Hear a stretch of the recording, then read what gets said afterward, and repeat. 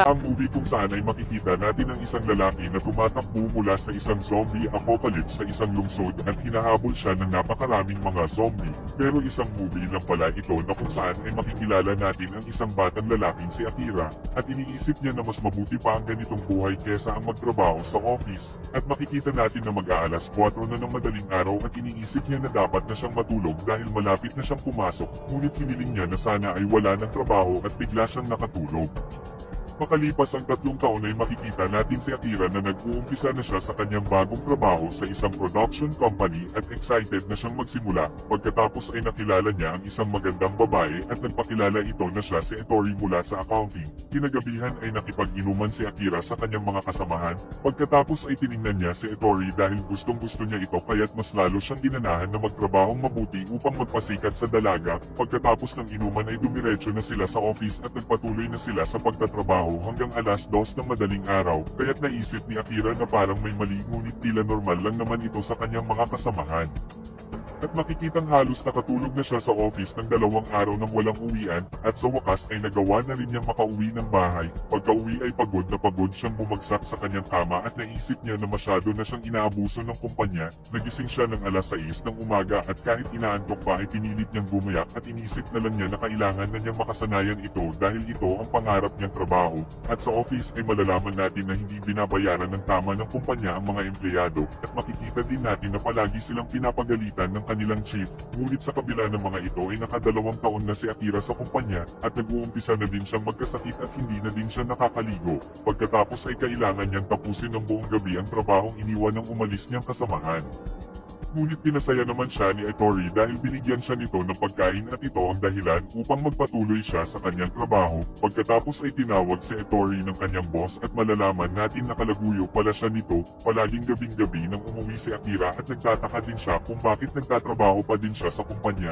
Kaya't naisip niya na tapusin na lang ang lahat ng ito para hindi na siya mag-intindi sa trabaho. At habang nagtatrabaho magdamag ay ibinalita sa TV na mayroong nangyaring outbreak at pagkatapos ay bigla siyang nakatulog at hiniling na lang niya na wag na lang sana siyang magising, ngunit biglang tumunog ang kanyang alarm kaya tumayo na siya upang gumayak.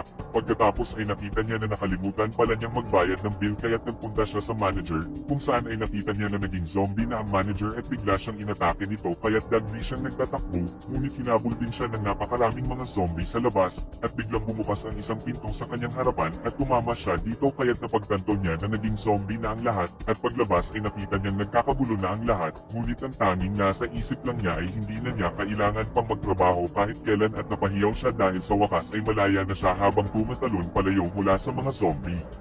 Patuloy siyang tumatakbo habang iniisip niya na kung gaano kadilim ang kanyang mundo at ngayon sa wakas ay nakita na niya kung gaano kaganda ang kulay nito at pagkatapos ay ipinagdiwang niya ang kanyang day off at nag-relax. Naisip din niya na gawin na ngayon ang mga bagay na gusto niyang gawin at bigla niyang naisip ang tungkol kay Ettore at kung nakaligtas ba ito sa mga zombie. Kaya't nagdesisyon siya ngayon na magtatapat na siya ng kanyang nararamdaman para kay Ettore upang wala na siyang pagsisihan pa sa huli at sumakay na siya sa kanyang bike upang makapunta sa apartment nito, ngunit pinanghihinaan naman siya ng loob dahil baka matakot lang sa kanya ang magandang babae. Pagkatapos ay nakita niya sa loob ang sapatos ng isang lalaki kung saan ay nakita niya ang kanyang boss sa kanyang harapan at bigla itong naging isang zombie. Sinabi niya dito kung ano ang pinaggagawa nito sa kumpanya kaya't ngayon ay magre-resign na siya habang galit na itinulak niya ito sa bintana. Pagkatapos ay nakita niya si Ettore ngunit huli na siya dahil naging zombie na din pala ito. Nagtapat na siya ng kanyang tunay na nararamdaman kay Ettore at kung gaano niya kamahal ito. Ngunit bigla siyang sinugod ni Ettore kaya't agad na tumakas si Akira habang sinasabi niya na paalam na sa aking first love. At pagkatapos ay makikita natin na nagkalat na ang mga zombie sa buong lungsod. Kinagabihan ay kumuha si Akira ng ilang mga supply sa 7-Eleven at iniisip niya na nananaginip lang siya dahil malaya na siya ngayon sa trabaho. Iniisip din niya na maaari siyang mamatay anumang oras at wala ng sapat na panahon upang gawin ang lahat ng gusto niyang gawin, kaya't isinulat niya sa isang notebook ang 100 mga bagay na gusto niyang gawin bago siya mamatay. Kinabukasan ay naglinis na siya ng kanyang apartment, naggrocery sa isang mall, nagkulay ng kanyang buhok, nagpinta ng kanyang litrato, nagpaputok na din siya ng fireworks malapit sa tower, sumakay ng motor at pagkatapos ay nagcamping sa rooftop at dahil wala siyang kahit anong sauce o asin kaya't bumaba siya sa alulod kung saan ay nakita niya ang mag-asawa sa bintana. Sinabi niya na kukuha siya ng supplies sa convenience store at tinanong kung ano ang gustong ipakuha ng mga ito at pagkatapos kumuha na siya ng supplies kung saan ay nakilala niya si Shizuka. Pagkatapos ay tinulungan ni Akira ang isang lalaki sa labas na inaatake ng isang zombie ngunit pinatay ni Shizuka ito kaya't fumanga si Akira sa kanya. Nagpasalamat si Akira sa magandang babae dahil sa pagliligtas nito sa kanya, inaya niya ito sa kanyang apartment ngunit tumanggi ito. At pagbalik niya sa apartment ay wala na ang mag-asawa sa bintana at mga bakas na lang ng mga dugo ang kanyang nakita doon. Pagkatapos ay naalala ni Akira ang kanyang best friend na si Kencho kaya tinawagan niya ito at tuwang-tuwa siya na malaman niya na buhay ito. Nasa love hotel si Kencho kaya't dagling sinakyan ni Akira ang kanyang motor at iniwasan niya ang pag-atake ng mga zombie sa daan. Gabi na siyang nakarating sa lugar at dahil alam niya na attracted ang mga zombie sa ingay kaya't nagpatunog siya ng music upang ma-distract ang mga ito. Pagkatapos ay iniligtas niya ang kanyang best friend at humingi siya ng tawad dito dahil sa sinabi niya nung magtalo sila, ilang sandali ay nagawa na nilang makatakas sa building at pagkatapos ay ipinagluto siya ni Kencho ng masarap na pagkain. Sinabi niya na gusto niya maging isang superhero upang iligtas ang lahat at sinuportahan naman siya ni Kencho. Pagkatapos ay nagplano si Akira na pumunta sa Marine Paradise Aquarium sa Ibaraki dahil gusto niyang kunin ang shark diving suit na pumuprotekta sa isang tao mula sa mga pating at dahil sa ganitong steel suit ay hindi makakagat ng mga zombie si Akira, at habang papaalis ay nakita nilang inaatake ng mga zombie ang mga tao kaya tinulungan nila ang mga ito pati na si Shizuka, at dagli silang nagtago sa isang convenience store at nagplano na magtungo sa aquarium dahil maraming mga barikada at makakaing mga isda doon. Wala silang kaalam-alam na may kagat pala sa isang kamay ang lalaking iniligtas nila, at nang mag-inuman ay laking tuwa nila Akira nang malaman nila na mga flight attendant pala ang dalawang babae kaya't nagawa na nila ang isang nakalista sa bucket list. Samantala pagkatapos nilang mag-inuman ay umalis na sila Kencho kasama ang dalawang babae, at habang ginagamot ni Shizuka ang sugat sa kamay ni Akira ay biglang naging isang zombie na ang lalaking kasama nila. Dagli silang hinabol nito kaya't agad nagtatakbo ang dalawa upang makatakas. Samantala habang hinihipuan ng dalawang flight attendant si Kencho ay biglang inatake ang mga ito ng lalaking zombie. Hinabol sila ng tatlong mga zombie kaya't nagsindi sila ng mga lozes upang ma-attract ang mga zombie.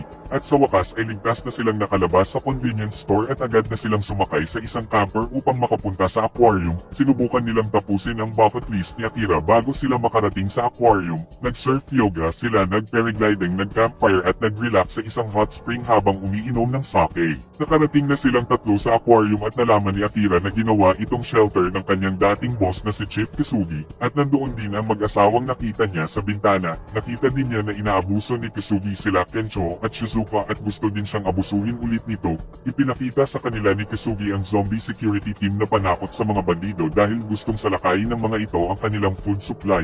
Ibig sabihin na ginamit ni Kisugi ang mga zombie laban sa mga bandido, at kinumpara niya si Akira sa mga zombie na nagtatrabaho ng walang reklamo. Suko na si Akira sa pagtatrabaho na parang isang alipin kay Kisugi at gusto siyang ipagtanggol ni Kencho, ngunit pinigilan siya ng asawa ng babae at inalok sila ng tulong nito upang makaalis doon. Samantala ay umatake na ang mga zombie sa isang supply truck sa aquarium at ilang sandali ay napuno na ng mga zombie ang lugar. Hinimok siya ni Kencho na umalis na kay Kisugi nang makaalis na sila doon ngunit sinabi ni Akira na maiiwan na lang siya, kaya't ipinakita ni Shizuka ang kanyang bucket list at ipinaalala sa kanya nito na sila ay parang mga zombie lang kung mananatili sila kay Kisugi.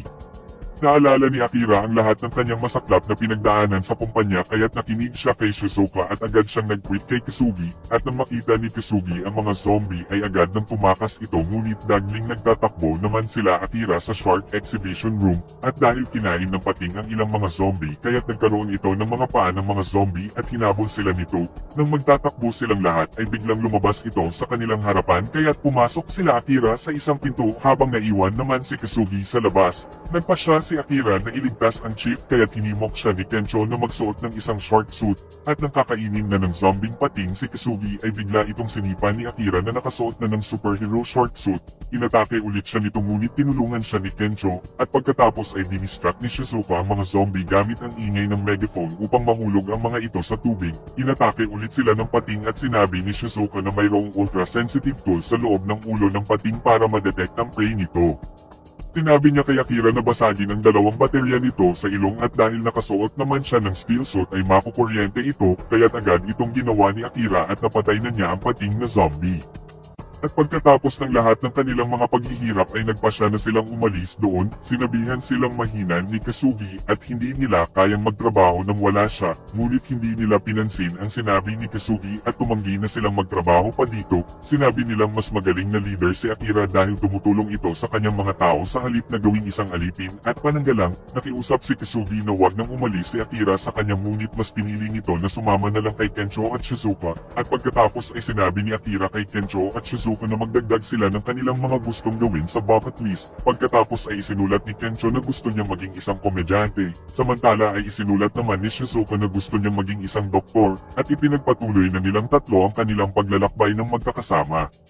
At dito na po nagtatapos ang ating movie. Mag-subscribe ka na po Lods para sa magagandang mga movie na katulad nito at pakiclick muna din ang notification bell at mag-like ka na din upang matulungan mo ang ating channel. Maraming salamat po sa iyong panonood at pagtulong. Ingat po palagi Lods. God bless.